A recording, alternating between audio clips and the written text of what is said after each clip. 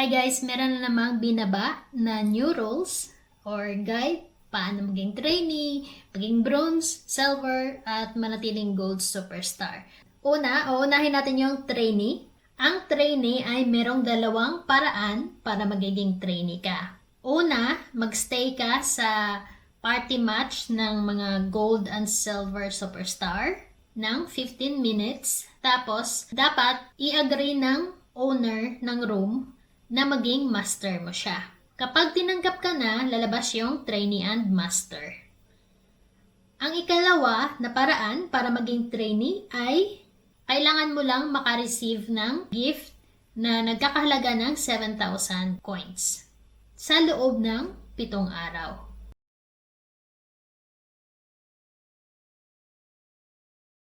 Makatanggap ka ng total 5,000 diamonds sa loob ng 14 days. So, 2 weeks yan. Guys, diamonds po yan ha, hindi coins. So, malaki-laki din yung magagastos nyo dyan dahil sa trainee ay 10% lang ang diamond na binibigay dyan sa inyo. So, mag-isip kayo kung gugustuhin nyo ba to pasukin ang pagiging superstar dahil sobrang complicated at paiba-iba yung proseso nila. Speaking of paiba-iba, kagaya na nabanggit ko sa recent video ko, ngayong umaga lang din, kahapon, nagbaba sila ng rules, tapos binaba ulit yung new rules kanina. So ito, pangatlong new rules na to. Hindi ko alam kung meron namang panibago bukas. So dito na naman tayo sa bronze. Merong dalawang paraan. Una, kailangan mong sumali sa PK promotion, kung saan pataasan po yung gift doon. At top 3 lang ang kukunin per round. Sa bawat round naman, merong 5 contestant dyan. So, yung 3, mapapromote bilang isang superstar. Yung 2, laglagyan, mananatiling trainee. So, dapat yung natatanggap nilang regalo ay lumampas din sa 8K or 8K coins pataas. Kasi kung bababa, hindi rin sila mapropromote. Kasi nga, di ba, minimum of 8,000 coins of gift. Ikalawa, yung sa daily trainee ranking. So, yung top 30 na users na trainee ay ipropromote bilang isang superstar host or bronze superstar kapag pasok sila sa top 30. So, dito sa top 30 is pataasan din ng gift yan. So, babantayan mo lang naman kung trainee ka, kung ano yung rank mo dyan. Click mo yung sa owner dyan, di ba? Kung anong rank ka. Kung sa tingin mo ay malapit ka sa top 30, eh mag-invest ka na. Or ang gagawin mo, kung pwede nyo i-exchange yung diamonds nyo, yun ang paikutin nyo.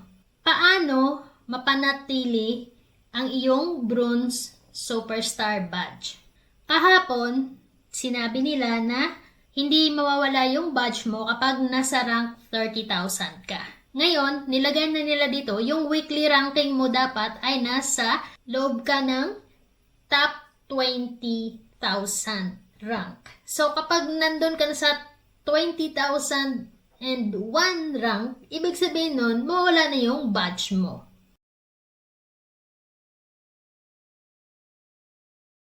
So, ano pong gagawin natin kapag nawala yung badge natin?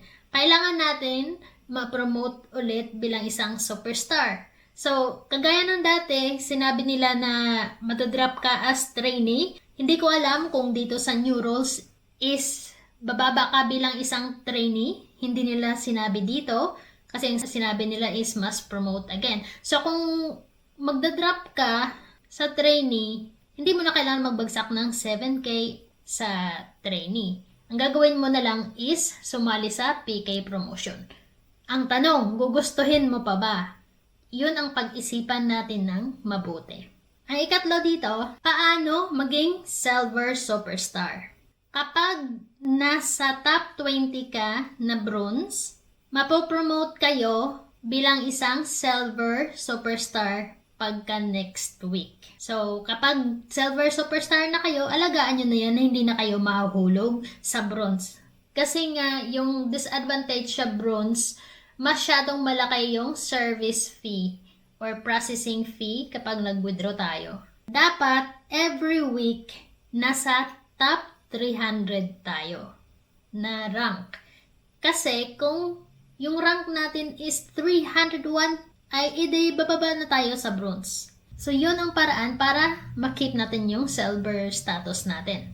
Dito naman tayo sa gold. Paano magiging gold superstar? Ito guys, walang binago sa kahapon. Top 10 silver superstar ay ipropromote bilang isang gold superstar. Pagka next week yan. Effective pagka-reset yan. Monday, paano naman natin mapapanatili yung gold superstar rank? Ito guys ha, dito talaga ako nagre-react.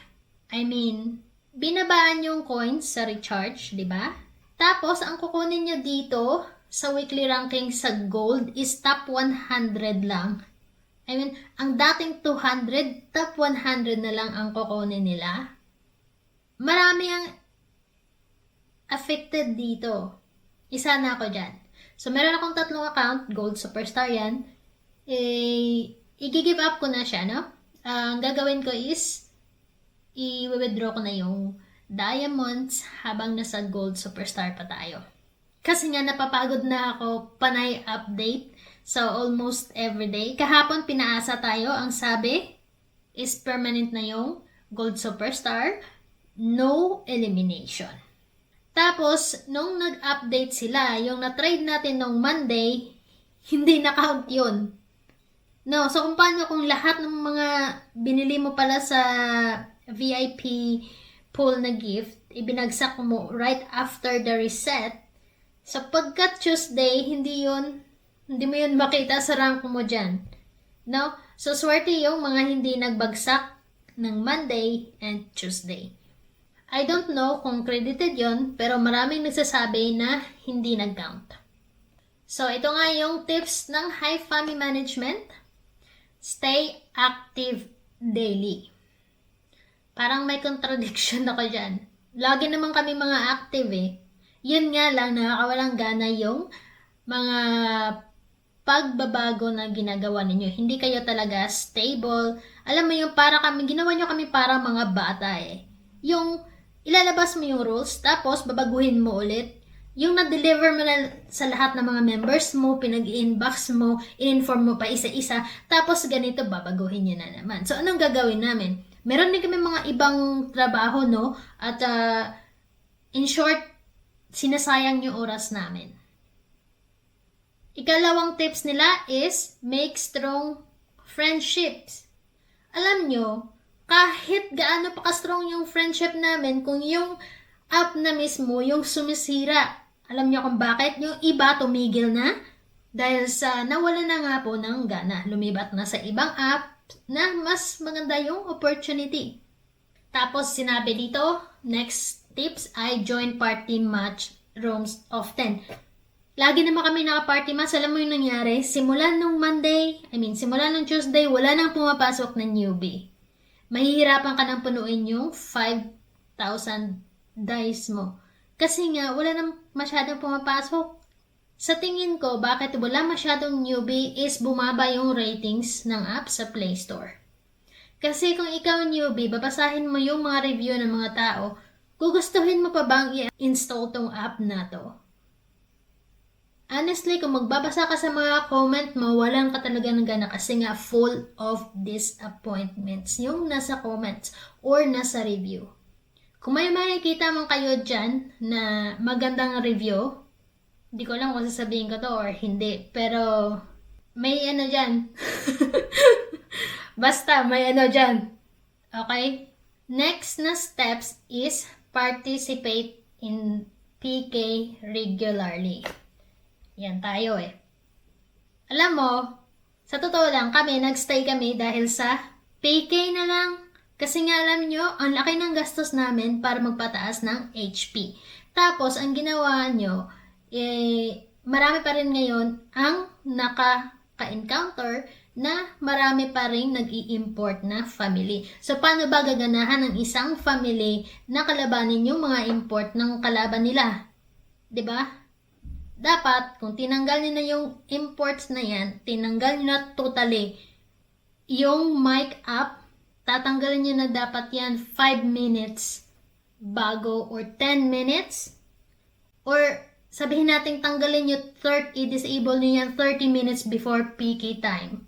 No? Parang wala nang makapag-import. Kasi nga, pumapasok sila earlier para lumabas yung mic up at saka i-agree nila kapag naka 5 verse 5 na yung upuan. Tsaka kaya sila nakaka-import. Next na tips ay support your teammates. Alam mo sa lahat yata ginagawa na natin to Support your teammates. Napapagod na nga lang yung iba kakasupport kasi nga alam mo na. So sa ngayon po, yan po yung panibagong update ng HiFami app. Ang oras po ngayon sa Pinas ay 5:45 PM. Kung meron kayong katanungan, kung sa tingin nyo hindi masyadong clear yung boses or yung explanation, pwede kayong mag-iwan ng bakas dyan sa baba. Paalala ko lang din po pala, yung mga sinasabi ko dito sa mga video ko is based po sa aking understanding. Paumanhin kung may nasabi akong mali or mali yung pagkaintindi ko. Alam mo na, human error. Okay, bye! You'll see us for our next video. Thank you for watching. Goodbye. Bye!